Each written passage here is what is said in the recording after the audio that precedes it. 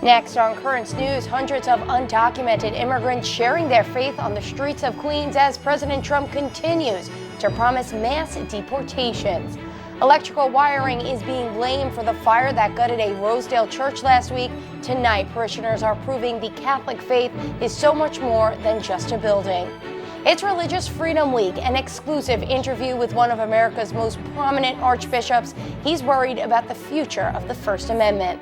Plus, Pope Francis is declaring war on cyberbullying. The news starts right now.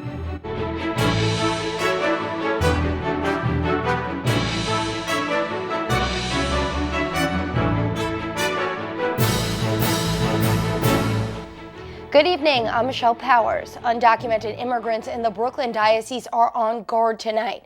They're waiting for the next shoe to drop after President Trump delayed raids targeting families with existing deportation orders. Arrests were supposed to begin on Sunday. Currents News' Tim Harfman reports on the reaction of Catholic immigrants celebrating the feast of Corpus Christi in Woodside. A sign of solidarity in this immigrant Queens community. There's fear for undocumented migrants facing deportation. Emily Alexa Acosta, seen here in her white veil, showing strong support for her neighbors. There is a feeling and a sense of refuge. She's one of nearly 1,000 Catholics from St. Sebastian Church processing through their Woodside neighborhood with the Eucharist. It's the feast of Christ's body and blood, Corpus Christi. Emily Alexa is the daughter of Colombian immigrants. She says the gathering shows the community stronger together. You really do get unified.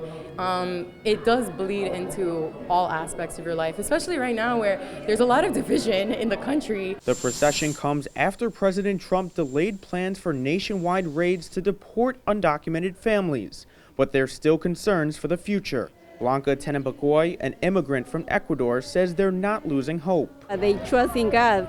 God protect us. Father Kevin Abels is St. Sebastian's pastor and says the church protects immigrants. I think a lot of people are cautious and they're looking behind their back, but we just got to protect them and assure them that when you come to church, that we provide a safe haven for worship and the praise of God. Father Abels celebrating Mass in that safe haven before Sunday's procession. Leading worshipers through the streets, Father Abel stops along the route to pray at makeshift altars. We are all united together, and as I mentioned in the homily, we can always agree to disagree, but we are still united. United as one church to show their love for Christ during these times. I come because God loved me, and God is love, and God gave the life for me and for everybody. In Woodside, Queens, Tim Harfman, Currents News. The big question in Washington tonight is what's next after the president put the roundup on hold. Trump is prodding Congress to take action on immigration. Karen Kafa reports the very latest. President Trump says Congress has 2 weeks to come up with a solution to illegal immigration and to stem the influx of migrants crossing the U.S.-Mexico border. In a tweet, he said, "I want to give the Democrats every last chance to quickly negotiate simple changes to asylum and loopholes. Probably won't happen, but worth a try. 2 weeks and big deportation begins." But after a new report showing major health and hygiene problems at several U.S. Customs and Border Protection facilities, including a lack of beds and soap for children, the administration says Congress hasn't provided funding to properly care for the number of migrants in custody. We are on track this year to have more than 1 million people come into our country illegally. We continue to call on Congress to give DHS, Customs and Border Protection, additional resources at the border. House Speaker Nancy Pelosi decried the proposed raids. It's outside the circle of civilized human behavior to just be kicking down doors, splitting up families, and the rest of that, in addition to the injustices that are happening at the border. And indicated the House would move on legislation. But Congress leaves for a July 4th recess at the end of this week, leaving little time for negotiation. I think at this point we're kind of in a crisis situation, and sometimes out of that hopefully produces some meaningful conversations. In Washington, Karen Kafa, Currents News. Brooklyn's Bishop Nicholas DiMarzio is approving the decision to postpone the immigration raids. He's worried about people who have roots in the country. All of these people have been working all this time. They're not taking welfare. And you just can't throw them out and move them when their families are established here, especially if they have American-born children. The border crackdown is good because we can't just let people in and then not know who they are. So it's not good for the country, it's not good for the people either. But at the same time, we have to look at the root causes of why these people are here, how come they came, and that we were certainly as a country welcoming their labor, but not welcoming them. Bishop DiMarzio added that the raids should provide an incentive for Congress to act on immigration. In the Brooklyn Diocese, Catholic Migration Services is offering legal assistance to immigrants. They have 2 offices, one located on 191 Gerolman Street in Brooklyn Heights. The phone number there is 718-236-3000. The other office is on 4701 Queens Boulevard in Sunnyside. The number for that location is 347-472-3500. They're also online at catholicmigration.org. The latest now on the rebuilding of St. Pius X Church after a devastating fire ravaged the house of worship last Sunday. A week later, the parish is celebrating Mass once again. Kurtz News' Emily Druby reports. Parishioners of St. Pius X doing what they always do Sunday mornings, worshiping God. But something's different this time. They can't use their church. Exactly 1 week ago, the house of worship went up in flames. This is video we captured inside the church just one day after the devastating fire. Twisted windows, burnt books, melted candles. The pastor, Father Jean-Miguel Auguste, says almost everything was destroyed. The altar, the ambo, the books, the tabernacle, everything. It could be weeks before they know if the building can be saved or if it has to be rebuilt, but nearly everything inside the church was reduced to ashes. Despite the devastation, the people of St. Pius X are determined their faith community will live on, moving their weekend masses to the school across the street and borrowing essential items needed for celebrating Mass, like a chalice from other local parishes. We're determined to stay together. Kathleen McCabe, a member of the St. Pius X Parish Council, proud to see her church coming together to overcome what happened. I think it shows that, it doesn't matter what the building is that you're attending. It's the heart of the community, the people. What, we always say is, God is the church, is the people. Many of the St. Pius faithful were worried the fire would prevent people from celebrating their faith, but it didn't. Mass was attended by so many people, an inspiring sight for parishioner Fieno Jackman. Proves to me that God is there. God is with us because people are coming out. So it shows that they have their faith and we all believe and we're holding strong. St. Pius X proving that it's not the space, but the people that truly make a church, a community, and a home. In Rosedale, Emily Druby, Currents News. Sunday's Mass attendance at St. Pius X was less than normal, down by about half. The FDNY has determined an electrical short caused the fire. Father Auguste is counting on insurance and donations to bring St. Pius X back to life. President Trump is putting the financial squeeze on the supreme leader of Iran and his associates with new sanctions imposed today. The move coming after Trump called off a military strike on Friday against the Islamic Republic in retaliation for the shootdown of a U.S. drone. The president saying he wants to avoid war. America is a peace-loving nation. We do not seek conflict with Iran or any other country. I look forward to the day when sanctions can be finally lifted and Iran can become a peaceful, prosperous, and productive nation. The president signed the executive order for the sanctions this morning in the Oval Office. The U.S. also reportedly launched a cyber attack targeting Iranian intelligence and radar installations. The dangers of cyberbullying are a big concern to Pope Francis, and he ordered his Scholas Foundation to investigate. He wants them to look into how online taunting impacts emotional health and development. Now the findings are being released and showed that 2/3 of young people and adults were victims of at least one attack of cyberbullying. Marisol has more. Bullying and cyberbullying are an increasing phenomena with serious consequences for children's emotional health and educational development. To present this issue with real data, the Pontifical Foundation Scholas Occurrentes released the first global report on cyberbullying. Pope Francis sponsored the study with a message declaring war on cyberbullying. se ve la pobreza de la propia identidad de quien agrede, que necesita agredir para sentirse persona. According to scholars, boys are more likely than girls to be bullied on the internet. For girls, the effects of bullying are stronger, such as a loss of confidence, stress, and difficulty sleeping. Arturo was the victim of serious assault by a gang of teenagers he did not know at all. Now that he has recovered, he told his story and said that insults on the internet may be even worse. Del cyberbullismo non si può dire che è di quanto... It can be said that cyberbullying is more despicable and maybe even worse than bullying itself. With bullying, you have your persecutors right in front of you. With cyberbullying, not only are they unseen, but you also have to confront an invisible audience.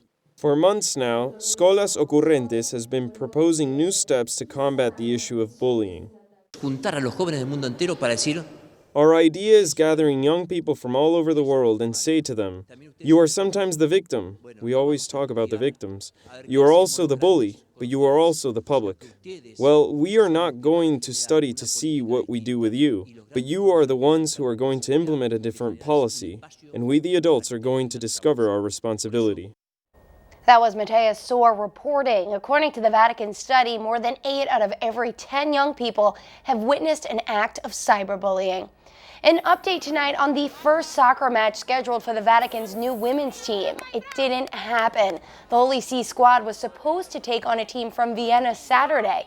The match was canceled when several Austrian players lifted their jerseys, exposing slogans supporting abortion. Today, they said they were sorry in a statement that said, "We sincerely apologize to the Vatican team's players and guests from near and far that the game was not played." 2 people are dead tonight after a charter bus leaving a church conference in Denver crashed when it went off the side of an interstate. The bus, with mostly high school students on board, was heading home to Albuquerque, New Mexico, when the crash occurred. Those who survived the incident were taken to area hospitals with injuries ranging from minor to critical.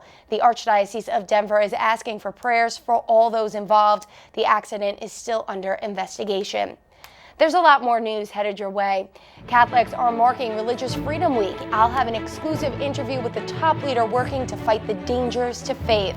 The Vatican and the United States are forging a bond against religious persecution. The Pope is making plans for the next World Youth Day. We'll tell you the theme he's chosen. Do you have a story idea or want to share a tip? Email us at newstips@desalesmedia.org or call our 24-hour number, 718-517-3122. We'll be right back.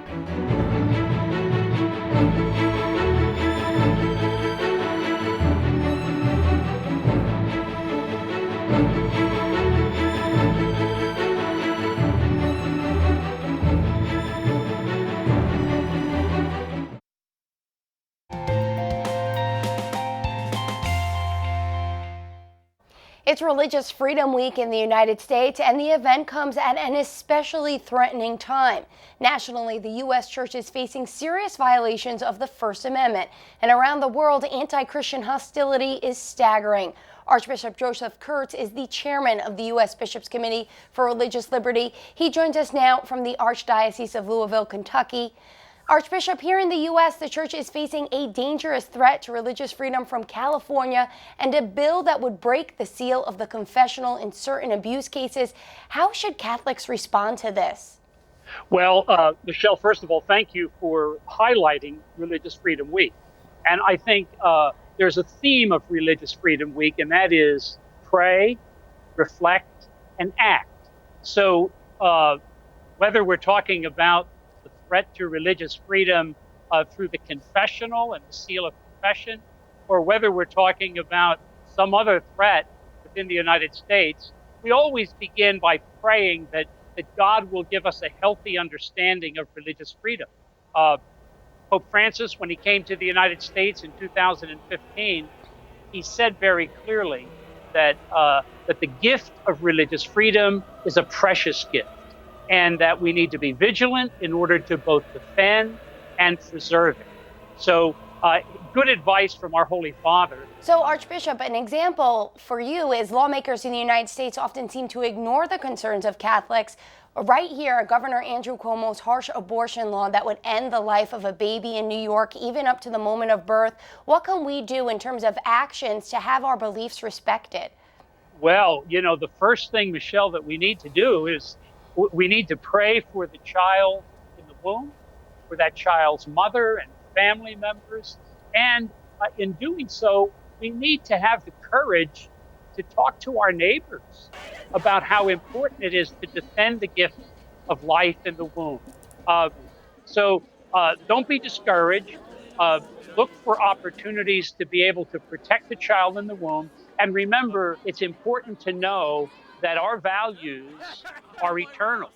And the efforts that are made to defend life are those efforts that are going to reap the benefits in eternity. So courage, humility, and the willingness to act.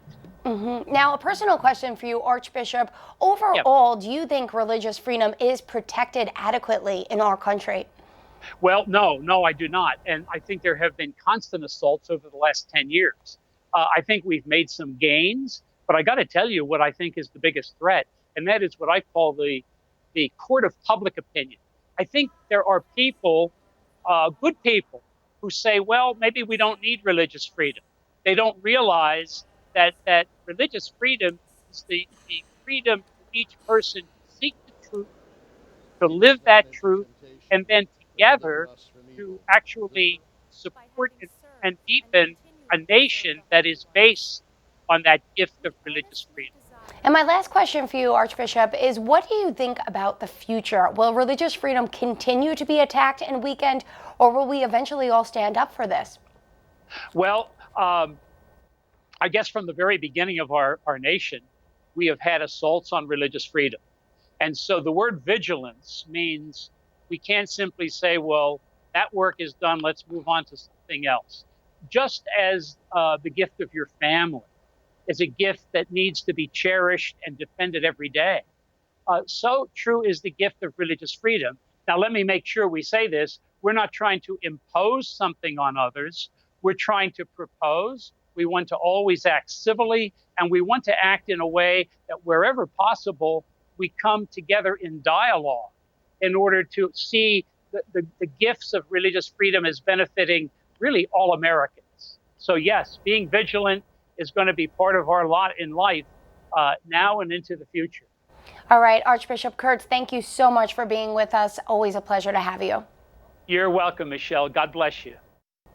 Thank you, Archbishop. As the American Church is tackling ways to protect religious freedom, the Vatican is joining forces with the United States to ensure faith may be freely worshipped. That effort has been underway since April. Tonight, Melissa Butts has an update from Rome.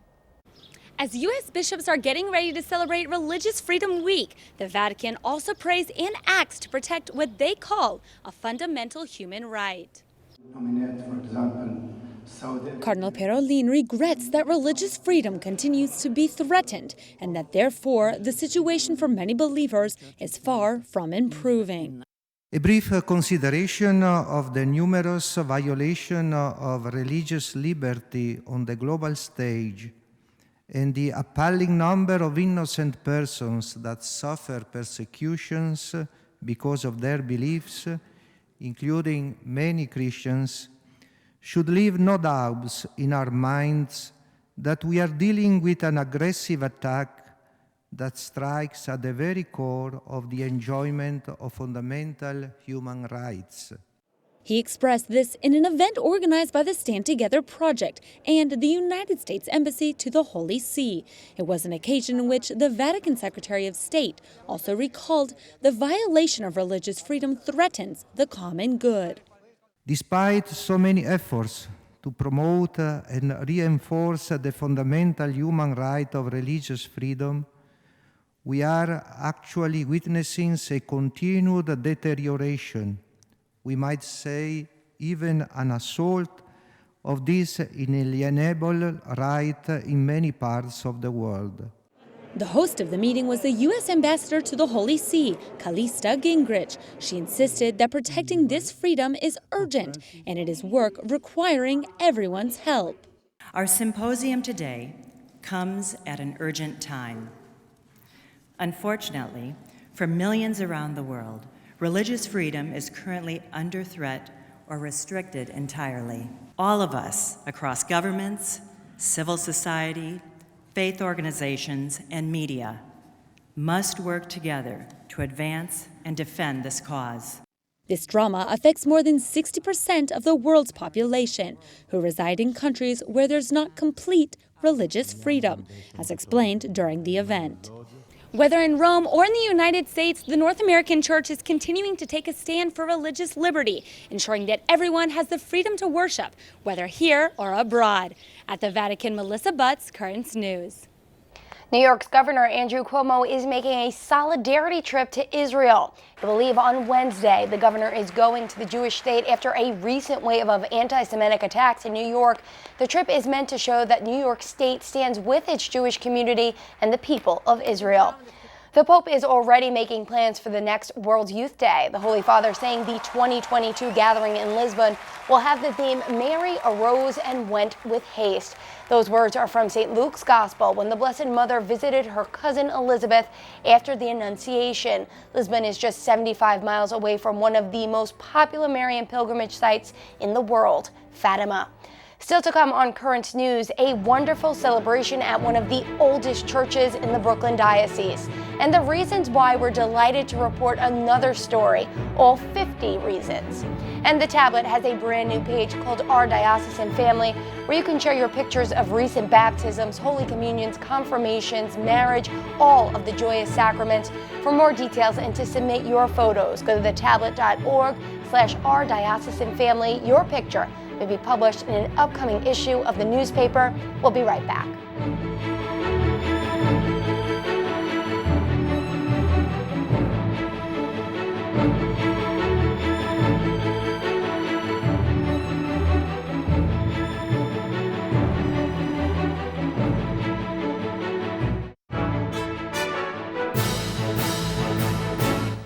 One of the oldest churches in the diocese is still going strong, celebrating 150 years of serving their Williamsburg community. St. John the Baptist Church marked the milestone anniversary this weekend with a mass in English and Spanish by their Bishop Nicholas DiMarzio. The bishop spoke about the deep roots the church has planted in the Brooklyn diocese. It's a very interesting parish. This is the first place where we established the seminary, and St. John's University was first established here. So this is a mission of the Vincentian Fathers who came to the diocese almost just a few years after the diocese was established. The parish is also combined with another church, Our Lady of Good Counsel, which has been around for over 130 years. Finally tonight, we're proud to tell you about the many awards for excellence in Catholic media that have been presented to the Sales Media Group. A grand total of 50 from the Catholic Press Association for outstanding work in the print media and their Gabriel Awards for the best in broadcasting. Nat TV was voted Television Station of the Year. Nuestra Voz was awarded Spanish Publication of the Year. And the tablet received top honors for reporting on vocations to the priesthood or diaconate. To read about these and other awards and honors, head over to thetablet.org. That is Current News. I'm Michelle Powers. Thank you for joining us because we are putting your faith in the news. Hope to see you again next time.